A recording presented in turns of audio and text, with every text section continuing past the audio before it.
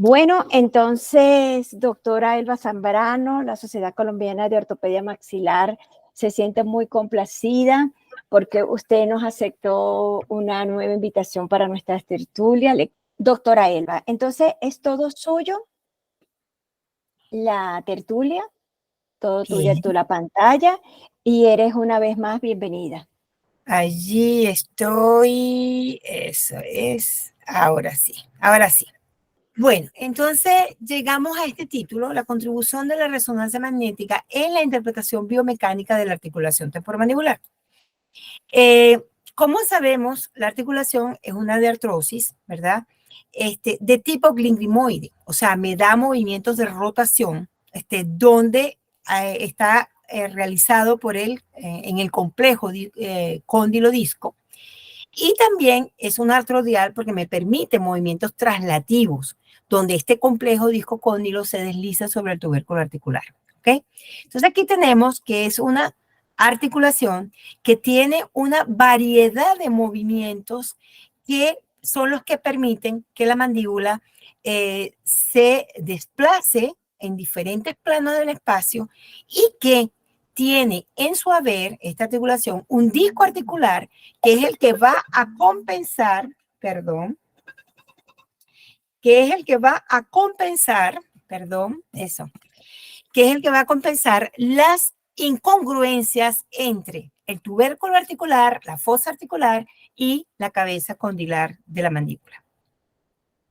Esta dinámica mandibular, estamos viendo en el plano sagital, se da en los tres planos espaciales, en el plano sagital, en el plano coronal y en el plano axial y en el plano coronal. ¿Ok? Observado mucho sobre los movimientos de lateralidad y donde observamos rotaciones o desplazamientos del complejo discocóndilo. Y el disco articular, como les dije, va a jugar un papel importante para que se compensen estas incongruencias, porque de una relación fosa-cóndilo vamos a tener una relación una superficie convexa con otra superficie convexa que viene siendo el tubérculo articular. Y es el disco articular quien compensa estas relaciones. Dentro de las patologías articulares o de las artropatías, las más frecuentes son los desplazamientos de disco. Existen muchas otras, pero las más frecuentes son los desplazamientos de disco. Desplazamientos de disco que yo diría mal llamado con reducción o sin reducción. Con reducción, ¿por qué diría yo mal llamado? Porque en el argot médico, en el lenguaje léxico médico, reducción significa que hay una vez que se reduce un problema en el organismo, es porque ya esa patología que presentábamos nosotros estaba totalmente curada o totalmente rehabilitada. Pero cuando tenemos un desplazamiento de decir que el disco realmente se corta siempre o se desapareja. No, el disco es capturado y sale de la relación de la cabeza condilar en determinados momentos. O sea, esta relación patológica no es resuelta totalmente. Igual ocurre con los casos, peor todavía, en los casos de sin reducción. Y estos problemas articulares son sumamente frecuentes con el agravante de que pueden presentar, la gran mayoría de las veces, pueden estar asintomáticos y son un porcentaje relativamente alto que pueden presentar síntomas dolorosos. ¿Okay? Así vemos que hay artículos que hablan de que si el desplazamiento de disco es un sinónimo de patología articular, ¿ok? Entonces, ahí relacionaron la imagen radiológica con la presencia de las patologías articulares en pacientes asintomáticos, ¿ok?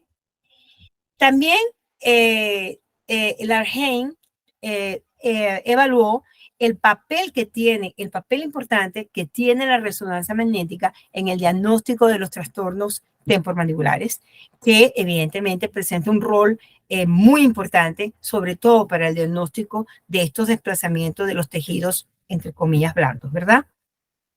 Y por último, existe un criterio, ¿verdad?, de expertos sobre el manejo de los disturbios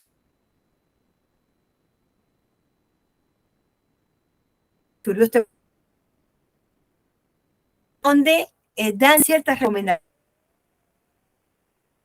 que se presentan asintomáticos. Ellos plantean que a pesar de que es importante tener un medio auxiliar para el diagnóstico como es la imagen, no siempre a veces se hace necesario, porque de repente la clínica nos ayuda, pero a veces no siempre se hace necesario el tomar la imagen y por lo tanto hay que tener un criterio clínico para poder indicar estos estudios que nos vayan a ayudar o a corroborar el diagnóstico que nosotros hayamos hecho clínicamente. Total que tenemos que la imagen, para mí particularmente, es sumamente importante porque, sobre todo en articulación temporomandibular, porque a veces es difícil precisar en qué sitio se encuentra el disco articular. De que los desplazamientos de disco son una artropatía son un problema, ¿verdad? Yo pienso que sí, aunque el paciente esté asintomático o no tenga ningún tipo de dolor o no tenga ningún tipo de alteración funcional. Existen muchas imágenes. Hace años, yo viví esta época, hacíamos tomografías lineales, donde nosotros podíamos ver la estructura de la cabeza mandibular, de la fosa articular, el tubérculo articular. Aquí estaríamos viendo el conducto auditivo y donde podíamos observar, ¿verdad? En estas tomografías lineales se realizaba una submental vértex, se ubicaban las cabezas condilares y las cabezas condilares era dividida en tres. Entonces había un corte 1, por decirlo, muy cercano a la zona lateral de la cabeza condilar, un corte en el medio y un corte medial, ¿ok? Por eso que ustedes ven acá que en la imagen aparece corte 1, ¿ok? Fue el primer corte que aparece, pero a la medida que uno va seccionando con la imagen esta cabeza condilar, uno puede ver una estructura completa. Y también se evaluaba la máxima apertura. Por ejemplo, este es un caso clínico muy bonito, donde se observa una extrema limitación del movimiento de apertura y donde ya se empezó a observar una alteración de la forma de la cabeza condilar y inclusive en la zona del tubérculo articular. Luego, las tomografías helicoidales con los cortes multiplanares, o sea, en el plano axial, sagital y coronal, nosotros podíamos observar problemas como esto. Probablemente esto fue un quiste subcondral que perdió capa en la superficie de ese quiste, quedando toda esta articulación en un proceso degenerativo, que evidentemente el paciente podría en este caso tener dolor. Y en esta articulación donde observábamos tal vez un problema de tipo inflamatorio en este cartílago condilar, que pudiera estar generando ese proceso degenerativo. También tenemos las tomografías de Conovin, que es lo que más utilizamos hoy día, en los cortes multiplanares, donde podemos ver en el plano coronal y en el plano sagital, nosotros podemos observar cómo las cabezas condilares pueden presentar estas anomalías. Sin embargo, hay situaciones donde el paciente puede no tener dolor con esta condición morfológica de las estructuras articulares.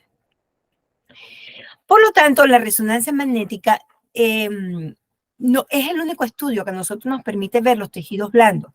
Nosotros no podemos visualizar, vamos a ver, en estas estructuras, cómo está el disco articular, cómo está siquiera la zona del líquido, porque nosotros en una resonancia magnética podemos ver o sospechar o tener una imagen presuntiva de funciones que son aumento de producción de líquido sinovial, en la imagen, ni tampoco podemos visualizar si el disco está deformado, si el disco está perforado, no podemos visualizar estas imágenes.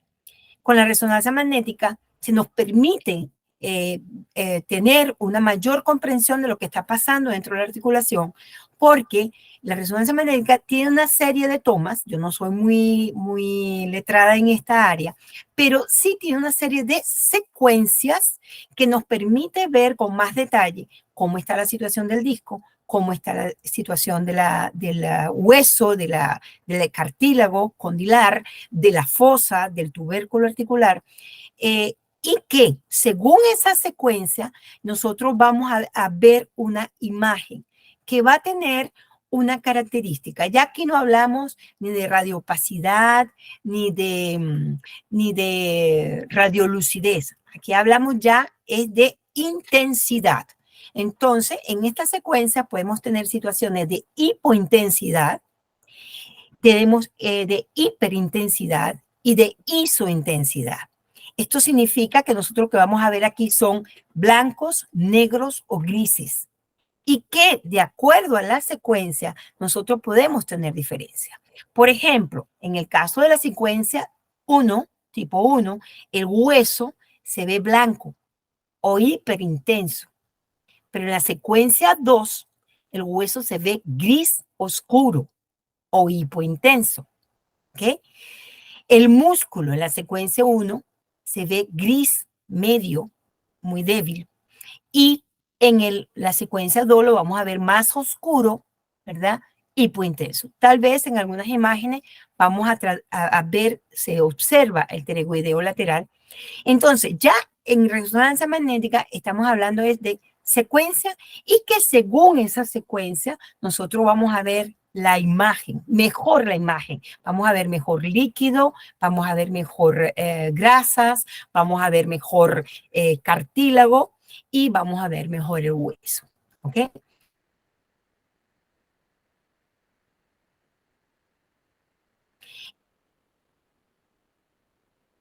Ada Hernández, porque ella misma detalla, maneja la imagen y escoge la secuencia, perdón, que nos va a enviar para que nosotros podamos determinar y hacer un diagnóstico más preciso de lo que está pasando dentro de la articulación temporomandibular.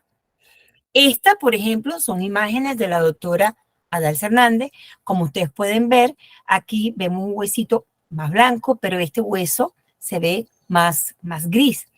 Y podemos ver con gran detalle la imagen del disco articular.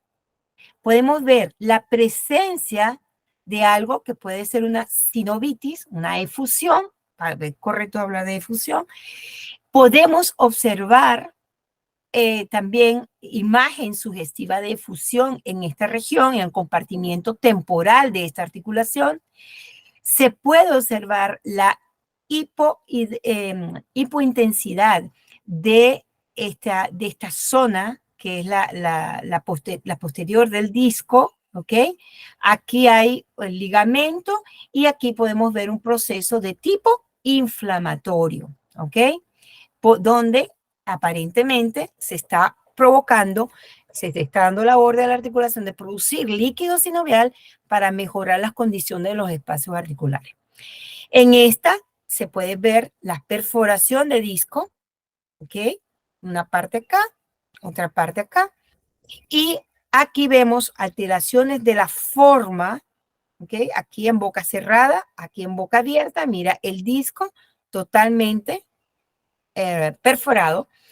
Y aquí una imagen que sería un disco inmóvil, porque fíjate que la articulación en máxima intercupidación, y en boca abierta no hay un desplazamiento de este disco, ¿ok? Se mantiene el disco allí. Y vemos en este ya procesos inflamatorios porque hay dos superficies óseas en contacto y la articulación presenta un camino de adaptación. Todas estas alteraciones son adaptaciones. ¿Adaptaciones de qué? Del funcionamiento mandibular. ¿Quién hace que la mandíbula se mueva? La oclusión. ¿Ok? Entonces, tenemos que tener pendiente lo que está pasando en boca para poder interpretar lo que está pasando en la articulación temporomandibular. Y así, a través de la resonancia magnética, existen muchos autores que han tratado de establecer qué es lo que debe ser lo normal, porque es importante saber lo que es normal para poder entender lo que es patológico. Yo tengo unos cuantos añitos de graduada, muy pocos, pero en mi vida he visto 3 conceptos diferentes de relación céntrica. Por lo tanto, relación céntrica, primero, a mí me enseñaron que en la parte más profunda y posterior del cóndilo dentro de su fosa, después en la parte más superior y anterior del cóndilo dentro de su fosa, y hoy día se determina es la relación donde la vertiente anterior de la cabeza condilar y la vertiente posterior del tubérculo articular se confrontan y en el medio de ellos se encuentra el disco articular donde está en la zona más pequeña del disco, más delgada del disco articular. Este señor Molinari estableció lo que era la posición del disco, desplazamiento anterior o desplazamiento posterior, en base a la posición del disco articular, en base a esta zona hipointensa de la unión de la bilaminar con el disco y la relación que debe tener ella con una línea perpendicular a la fosa articular que pase por la cabeza condilar. Esta es lo que él llamó posición de las 12 o'clock, ¿ok? Generalmente, esta cabeza condilar debería estar en la parte más profunda, pues, de la fosa, y el disco debería estar coincidiendo esta zona hipotensa de unión del disco con la bilaminar con ese sitio.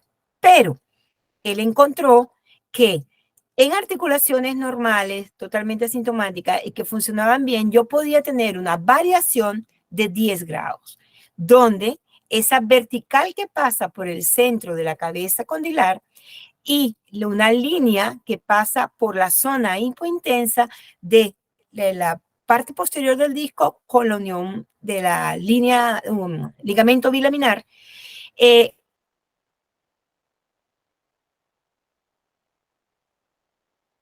esos 10 grados con Elba, un desplazamiento hacia atrás. Perdón, dime. es que esa última parte se te quedó pegada la voz y no se te Ya, entendió. ¿Ok? ya, Perdona, que le ya. repites para que quede clara. Perfecto.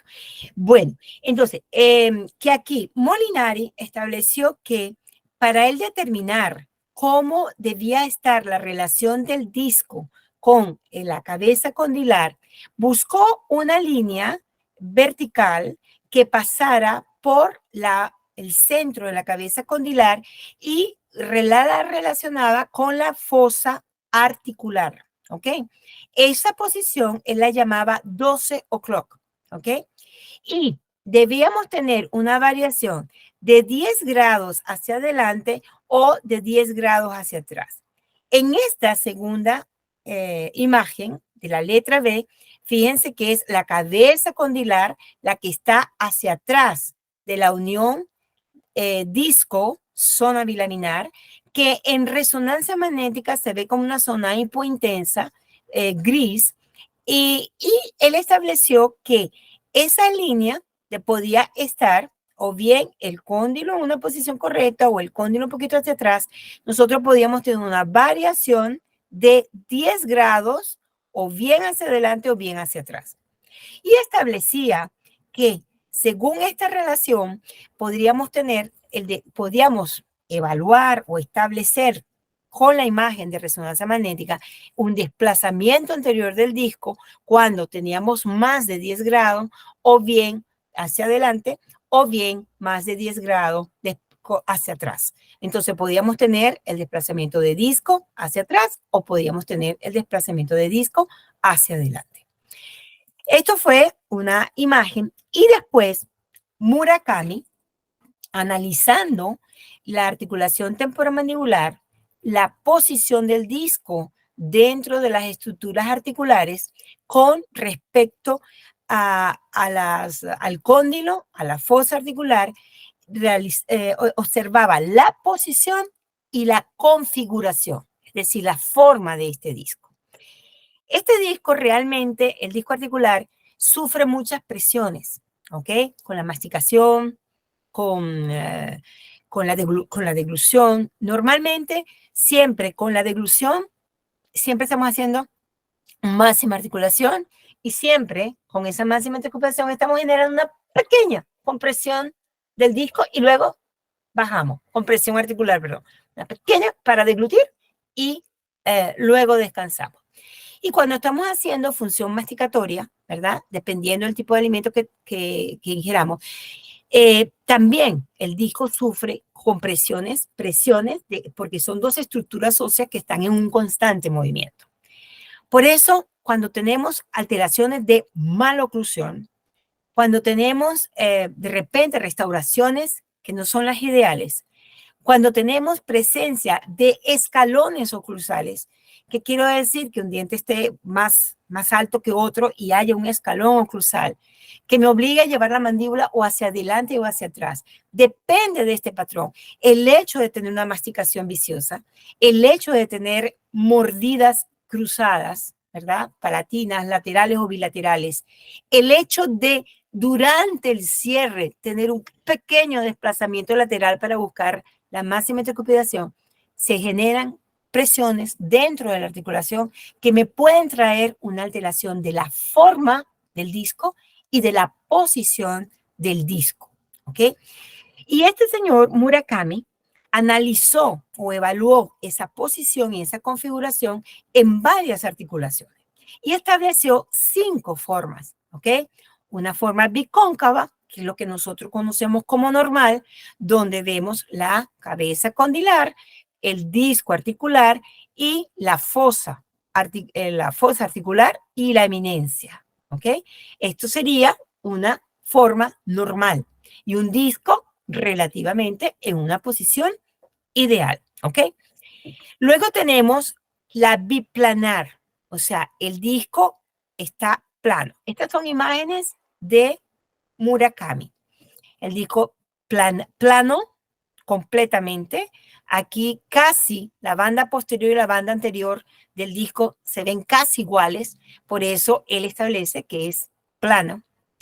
Está el disco biconvexo, donde no observamos ningún tipo de concavidad. Evidentemente este disco está totalmente desplazado hacia adelante y aquí aparentemente estamos con una condición de efusión, imágenes de efusión.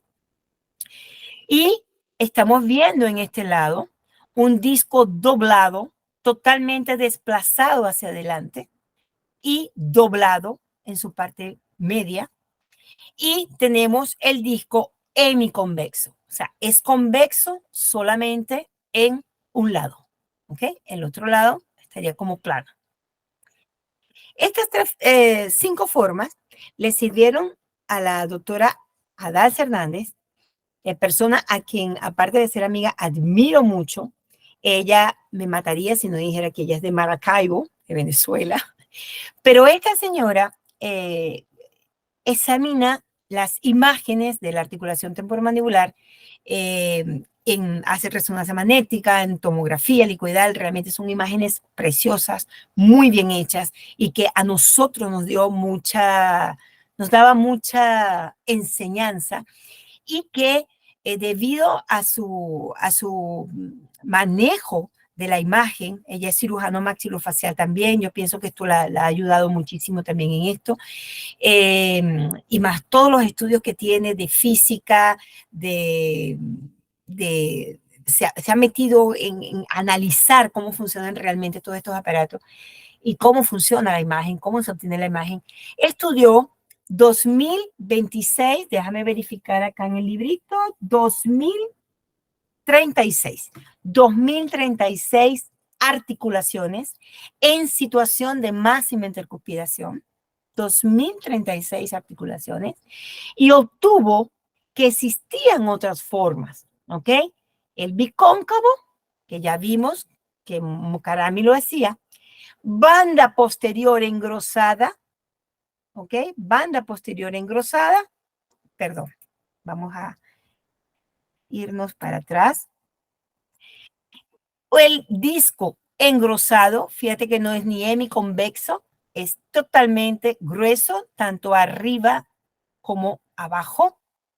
Tenemos el disco alargado, mira cómo va, esta alteración de la forma. La banda posterior, hay un contacto del tubérculo articular cóndilo con la banda posterior del disco y esta banda posterior está deformada, está más delgada y recuerden que la banda posterior justamente está cercano a la parte más superior de la cabeza condilar y está en relación con la fosa articular del hueso temporal. Está el disco aplanado, aquí vemos, estamos analizando máxima intercuspidación. Se pueden imaginar lo que sucede cuando se le exige movimiento a estas articulaciones. Tenemos el hemicóncavo, que es Mukarami, lo plantea también, y aquí, por supuesto, totalmente desplazado. El disco doblado, ¿ok? En máxima intercuspidación. El disco biconvexo, mira, diferente al aplanado. Y el disco redondeado que vemos acá. Esto es de un capítulo. Yo le pedí a Darcy que me diera permiso para esto. Esto fue en un capítulo, Imágenes de la articulación temporomandibular, en un libro de la doctora Rosita Burga, chilena. Fue editado por Amolca en Medellín, lo pueden encontrar en Colombia y se lo recomiendo porque es un deleite. De verdad, es una divinidad. Y por supuesto, el hecho de que la doctora Dalsa Hernández esté escribiendo un capítulo allí, oye, es de señal de orgullo, más que tremenda imaginólogo que fue invitada a Lituania y los que han viajado saben que es muy difícil que a alguien de habla española o castellano le pongan traductor en inglés. Y ella fue con traductor en inglés a Lituania. Total que me da mucho orgullo. Perdonen que hable tanto de ella, pero es verdad que es un orgullo. Bien, ahora vamos a ir al caso clínico para interpretar la biomecánica que presentaba este paciente. Este era un paciente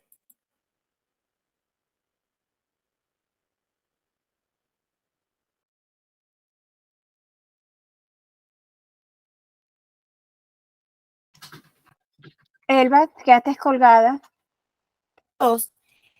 Tenía sobremordida, diastemaciones. ¿Me están oyendo bien? ¿Sí?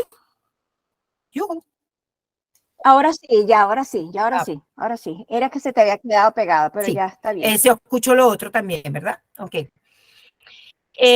Bueno, tenía diastemaciones, sobremordida y tenía ausencia de incisivo lateral. El canino, por naturaleza, ocupó la posición del incisivo lateral. Aquí ustedes pueden ver el canino temporal y vemos una alteración de forma del incisivo lateral con su correspondiente espaciamiento porque había que compensar, pues de alguna manera, tenía que compensar de una manera. Un engranaje bastante intenso en la oclusión y vemos un perfil bastante aceptable con una depresión del tercio medio de la cara. ¿Okay? Un ángulo nasolabial bastante aumentado. Tenía una sonrisa, mostraba encía para mí levemente, no tan grande, pero sí mostraba toda su corona clínica. Cuando se le pidió hacer movimientos de lateralidad, fíjense que en el lado derecho podemos decir que tenemos un ángulo masticatorio bajo en el derecho en comparación con el lado izquierdo, lo que me da a suponer, y fue así en la clínica, que el paciente masticaba del lado derecho. Vemos que su desplazamiento lateral en trabajo me daba un balance relativamente con relaciones aceptables, pero cuando vemos en trabajo izquierdo hay una función canina fantástica que a mí no me gusta esta relación. Esta relación no me parece saludable. Y observamos en el lado contrario, en el lado de balanceo, observamos que hay un gran desplazamiento mandibular hacia el centro. Se pierde la relación cúspide-fosa de los dientes, ¿ok? Las cúspides prácticamente se relacionan con las cúspides palatinas superiores y hay un gran espacio interoclusal en lo que sería el balanceo derecho. Esto me da a mí la clínica de que en balance estoy haciendo un movimiento distractivo, un movimiento de distracción en la articulación temporomandibular. Cuando hay un movimiento de distracción, esto es sentido por los receptores de la cápsula, se siente en los receptores o usos musculares del pterigoideo lateral, en el pterigoideo medial, que está trabajando acá, y por supuesto también del pterigoideo lateral. Entonces, ya aquí hay una disfunción. No tenemos mordidas cruzadas, pero sí tenemos masticación viciosa, porque el paciente, yo evalúo los ángulos masticatorios y siempre le pregunto al paciente de qué lado tú sientes que te sientes más cómodo masticando. Ellos dicen, tal lado. Muchas veces, la gran mayoría de las veces, coinciden con nuestra evaluación del ángulo masticatorio planas más bajo. Y de paso, durante la evaluación clínica, en el anamnesis que ellos tenían que llenar, aparece una pregunta. ¿Sientes dificultad para abrir la boca en las mañanas?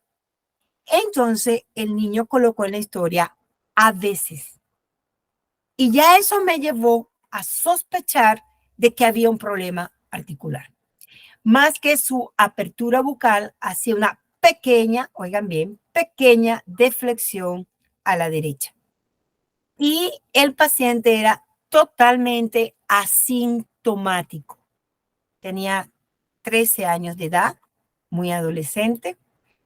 Y debido a que esto, lo que él me respondió, tiene dificultad para abrir la boca en las mañanas, y él dice, a veces, ¿ok? Yo indiqué una resonancia magnética, encontrándome lo siguiente. La resonancia magnética fue hecha en el Centro Médico de Caracas. Trabajaban con la secuencia T1, por lo tanto, se ve un poquito a veces difícil ver, pero aquí se ve muy claramente el disco articular. Entonces, aquí estamos viendo en máxima intercuspidación un corte bastante lateral, un corte como intermedio y un corte más medial o más interno dentro de la articulación. Aquí estamos viendo el disco en máxima intercuspidación totalmente desplazado hacia adelante en la parte más lateral, yo diría casi totalmente. Desplazamiento anterior, puede ser. Puede haber un desplazamiento exclusivamente anterior, pero generalmente los desplazamientos de disco son anteromediales. Pero puedo tener desplazamientos laterales. Podemos tener un desplazamiento posterior. Podemos tener, pero combinado, un desplazamiento lateral y anterior, lateral, o podemos tener lateral y medial, medial hacia el centro de la cabeza condilar. Entonces, el disco tiene esa capacidad. Yo diría que no es el disco el que se mueve, el que más se mueve es la cabeza condilar. Y como el disco está unido a la cabeza condilar por unos polos laterales que son extremadamente fuertes, el disco rota dentro de esa estructura y esa estructura hace una compensación para poder permitir la función del sistema estomatognático o de la mandíbula en este caso. Entonces aquí estamos viendo un disco que está totalmente desplazado hacia adelante, ¿vio? No hay una, podríamos, creo que está acá, según Molinari, ¿verdad? La línea media, el cóndilo está perfectamente en 12 o'clock, por la parte más profunda de la fosa, y vemos esta zona posterior de la banda, que supuestamente se está uniendo al ligamento bilaminar, pero aquí no vemos muy bien, sí, aquí se ve más o menos. Estamos viendo esa zona hipointensa, estamos viendo, evidentemente aquí tenemos más de 10 grados, pero mira que de acuerdo a la ubicación, aquí en la parte central, por decirlo así, de la cabeza condilar, está un poquito más cerrado que el lateral, y en la parte medial está casi igual que en la parte central de la cabeza condilar. Según Molinari, este disco tiene un desplazamiento anterior. Cuando le pedimos al paciente en la imagen, me viene con boca abierta, ¿ok? Vemos cómo hay un desplazamiento de disco y el disco se dobla, queda el disco doblado. ¿Qué sucede? Hay una deformación del disco articular durante la apertura. Más que para yo considerar una apertura ideal, la cabeza mandibular debería estar en el vértice, la apertura bucal máxima, debería estar en el vértice de la eminencia. Esta apertura bucal se está limitando, no llega al vértice. Ocurre en los 3 cortes de la resonancia. Tenemos el disco doblado y el disco doblado. ¿Ok? ¿Qué quiere decir esto? Que hay una situación de disminución del espacio articular y está ocurriendo este doblado. Podría decirse, pero que esto está en T1, no podemos ver muy bien, que aquí de repente hay una efusión, pero no podemos decirlo, no, yo no me atrevería a decirlo, depende si al alza está en el auditorio, no sé, pero lo que sí nos llamó la atención fue la presencia. Esto ves, la musculatura del pterygoideo lateral, ¿ok? Fíjate que la parte interna o medial se ven más fuertes las fibras a diferencia del centro y de la porción lateral, ¿ok? La articulación izquierda teníamos esta situación, realizando los trazados de Molinari, vemos que esta zona hipointensa posterior de la banda, ¿verdad? También tiene un pequeño desplazamiento anterior, la parte medial no tanto con respecto a la parte lateral.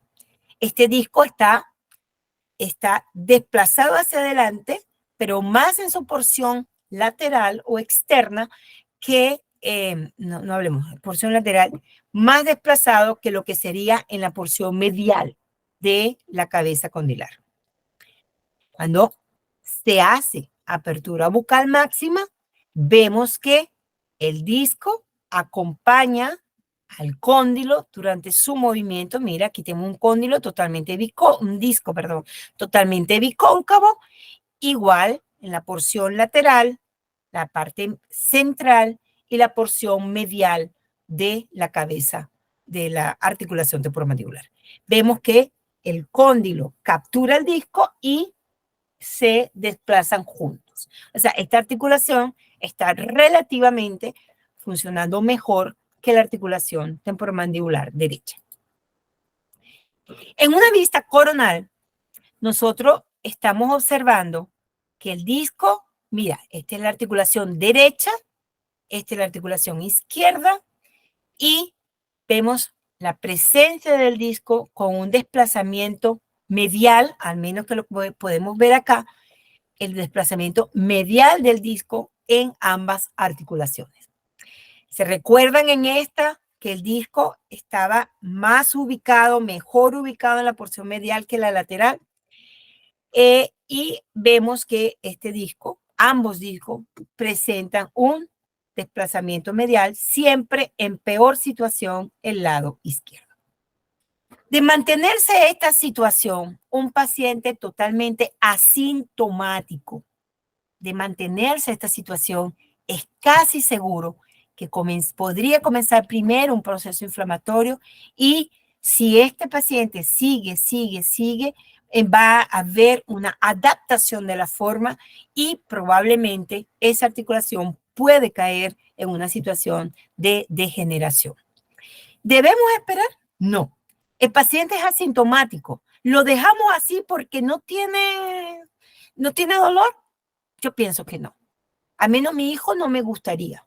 Entonces, este paciente se colocó ortopedia funcional. Yo pienso que no existe mejor tratamiento para los desórdenes temporomandibulares o las artropatías. No hablemos de desórdenes temporomandibulares, hablemos de artropatías. No existe mejor tratamiento que la ortopedia funcional de los maxilares. ¿Por qué? Porque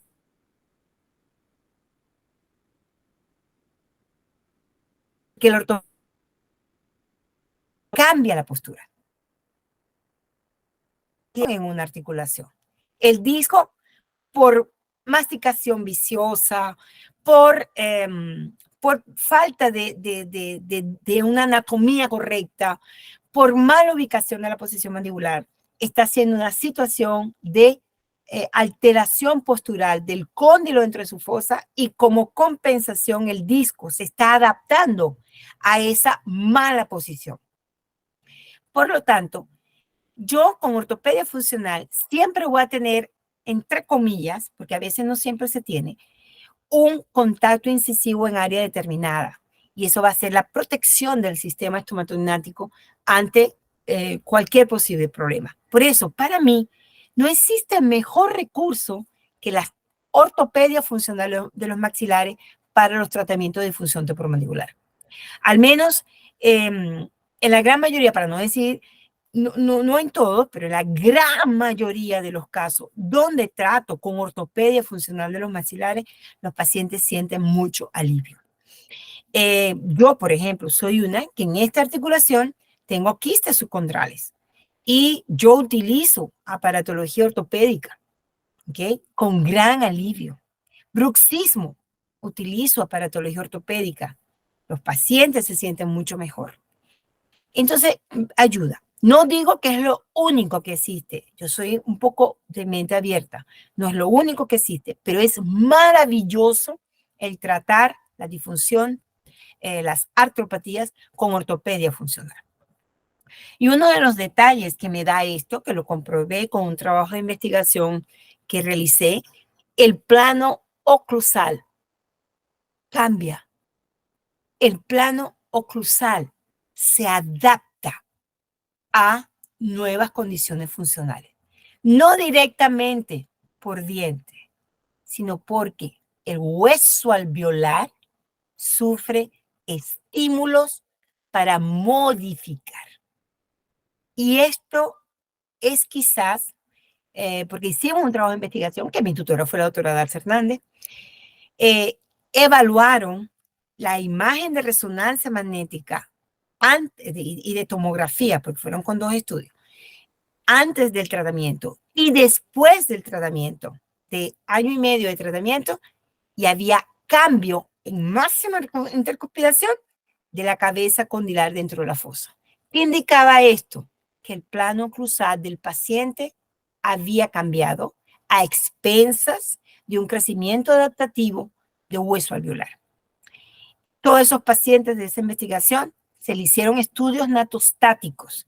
Para mí, el único modelo súper inteligente para observar la relación entre el plano de Camper y el plano oclusal, que ellos deben ser paralelos y en la vida, hasta los 5 años en los niños, deben ser paralelos totalmente Camper, pero una vez que viene la dentición permanente, se crea la curva y ahí es donde pasa todo ese largo trayecto de vida hasta la vejez, donde vuelve otra vez, gracias a los desgastes atricionales fisiológicos, vuelve otra vez el plano oclusal a ser paralelo a Camper.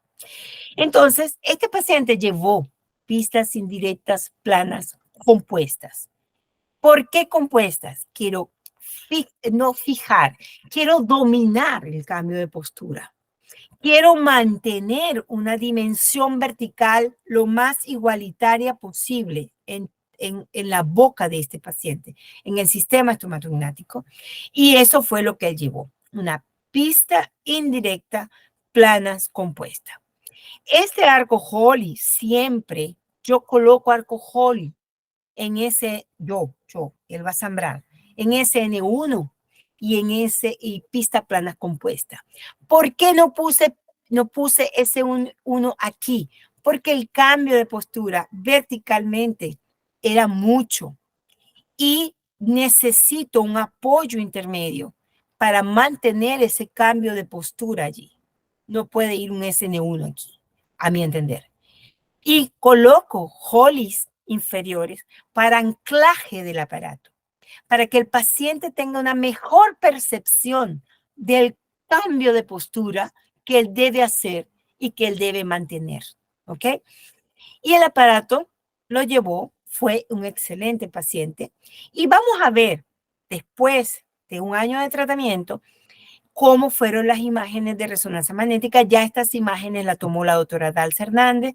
Las primeras fue en el Centro Médico de Caracas, con una doctora maravillosa también, que es la doctora Nagascue, médico, y fue una de las personas que evaluaron las primeras y las segundas imágenes de resonancia y tomografía en aquel trabajo de investigación que hice en el año 2000. Bien, estas imágenes son las siguientes. Esta es la misma articulación derecha, boca cerrada, y la imagen de resonancia en plano sagital, secuencia densidad protónica, porque Adalsa piensa que puede verse mejor las estructuras con esta secuencia de resonancia magnética. Y verdad, muy buena. Bueno, y aquí tenemos la porción lateral de la articulación que yo les mostré en el inicio. Vemos un mejor espacio articular acá y vemos una cabeza con una región posterior del disco en la zona hipointensa, acá, la cabeza mandibular, el disco, porción medial. Trazamos Molinari, ¿ok? La línea 12 o'clock y ya trazamos que sería la zona hipointensa del disco en la unión disco bilaminar, que es una zona hipointensa según Molinari. Trazamos esto y vemos que ha mejorado, pero sigue manteniéndose un poco alto el ángulo de 10 grados acá. Y vemos después en boca abierta cómo la articulación derecha, que tenía un disco doblado, recaptura el cóndilo, recaptura el disco durante el movimiento, recaptura durante la máxima apertura y hay una mejor relación cabeza condilar, eminencia articular, cabeza articular, eminencia articular y el disco ya se encuentra entre las dos superficies óseas, compensando las incongruencias anatómicas que se tiene durante este momento. ¿Ok? Esta es la articulación derecha, que teníamos un disco doblado y que luego se recaptura. ¿Ok? Un poquito tal vez alterada la forma en este corte lateral, pero vemos que en el corte central y medial hay una mejor condición de esta relación disco-cóndilo. La articulación temporomandibular izquierda mejoró completamente. Casi la banda posterior del disco está sobre la cabecita articular en la porción que debe ir. Si hacemos el trazado de Molinari, prácticamente el 12 o'clock coincide con la zona posterior o hipointensa de la banda posterior del disco. Allí.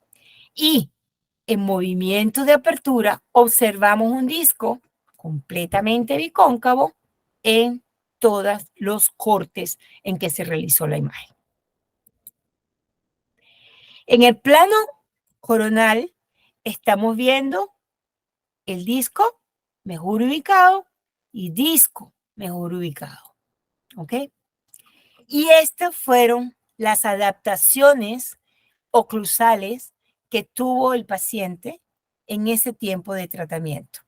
Mejoró la sobremordida, el overjet, el paciente mejoró un poco su perfil, porque en el estudio anatostático hubo un cambio del punto subnasal en sentido sagital. Y aquí hay que mejorar, va a mejorar, yo estoy dejando que lo haga él con los desgastes que debería tener sus relaciones oclusales. A pesar de que él tenga 14, 15 años, yo en estos tiempos no recomiendo colocar mucho estética.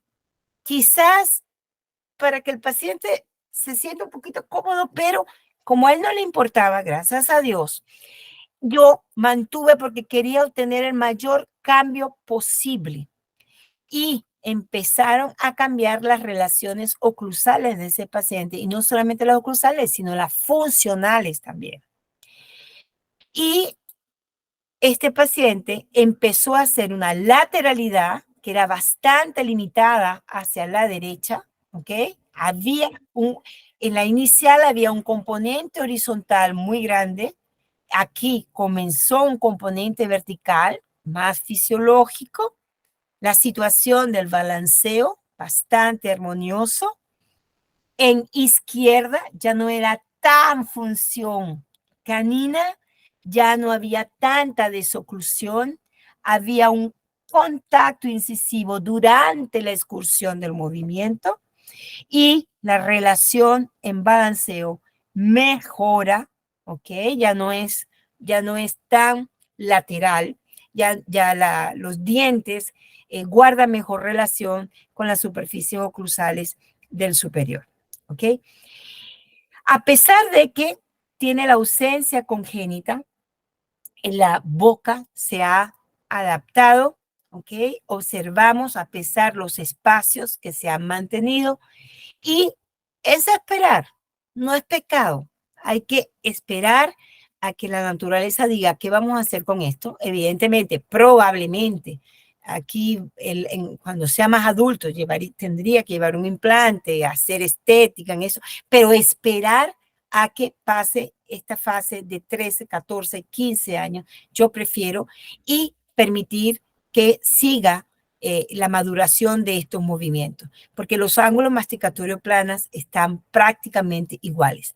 Este lado, evidentemente, el derecho, precisa seguir creciendo, seguir modificando, seguir adaptándose.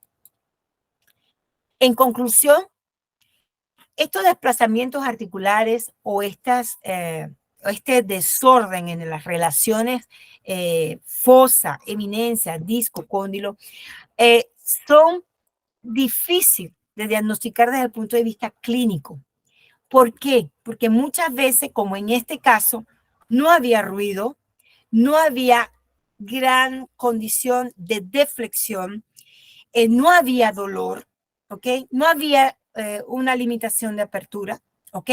Se nos hace difícil un poco la interpretación. Los exámenes imaginológicos de elección, evidentemente, para los desplazamientos discales, tienen que ser la resonancia magnética.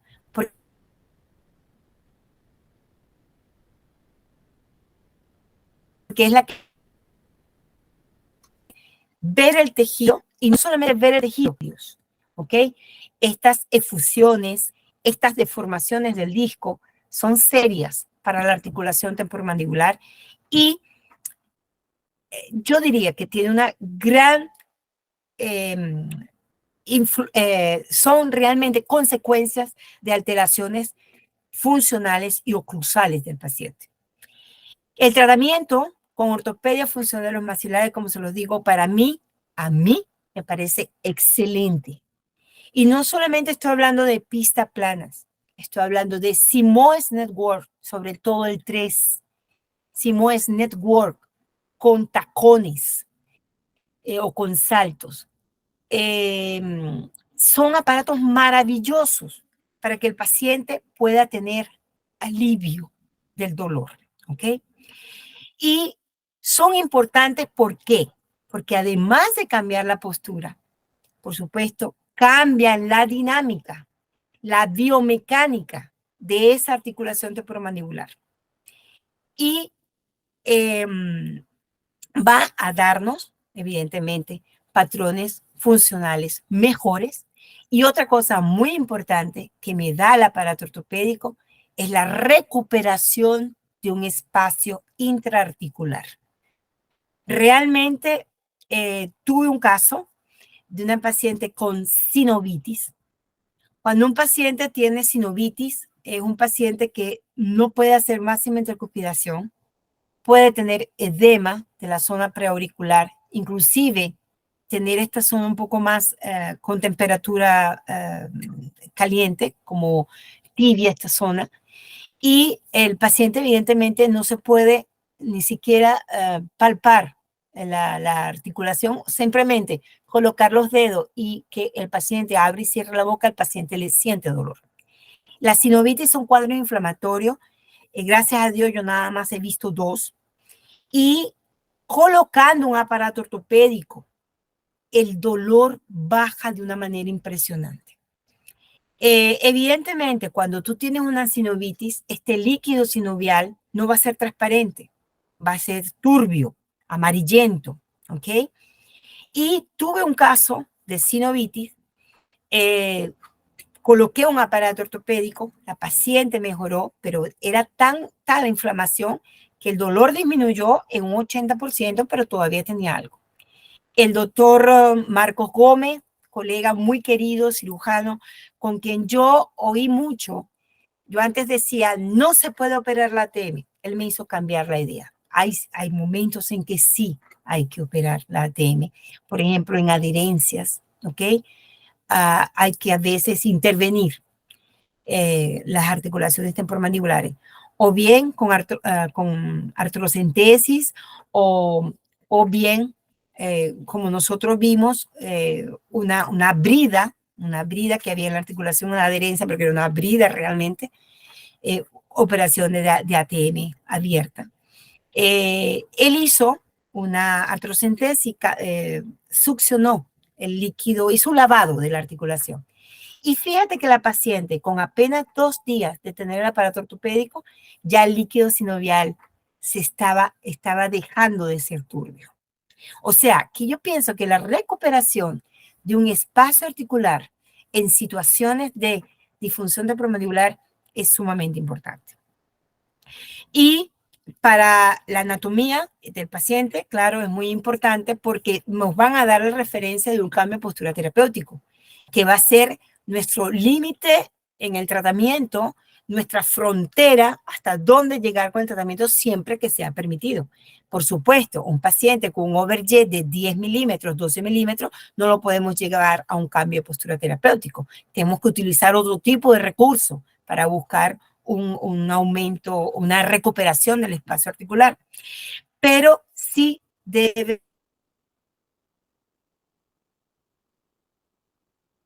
el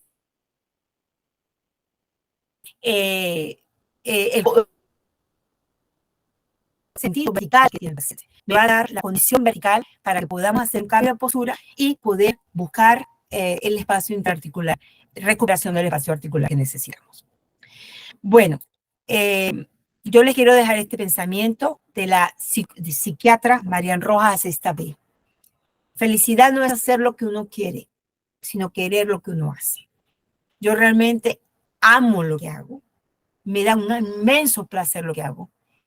Y yo creo que por eso es que nosotros, lo que hacemos ortopedia, porque no soy yo sola, todo lo que hacemos ortopedia, estamos drogados con lo que hacemos, estamos emborrachados de felicidad cuando conseguimos buenos resultados en los pacientes, porque simplemente todo lo hacemos con mucho amor, y las cosas que hacemos con mucho amor es siempre buscar el beneficio y entender qué es lo que está pasando con cualquier paciente, y sobre todo los pacientes con dolor, ayudarlos, porque yo que soy una paciente de dolor, los dolores no son fáciles, son terribles, ¿ok? En la articulación.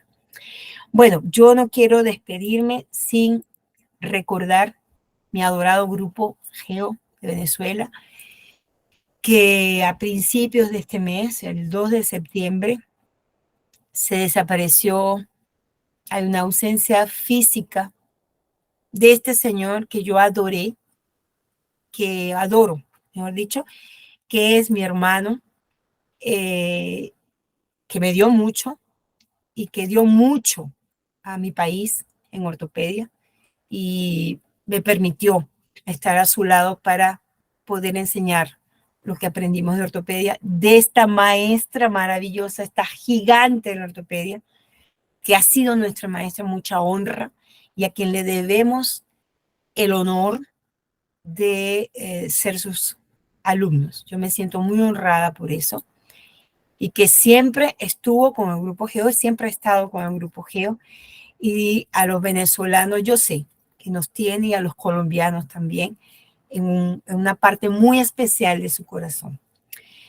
Bueno, mis amores, y por último, no puedo dejar de hablar de Chile y darle las gracias a ustedes por su atención y a estas dos mujeres, una argentina, la otra brasilera, que me han permitido compartir su consulta y me han permitido hacer lo que yo amo hacer, la ortopedia funcional de los maxilares. Bueno, mis corazones, me despido y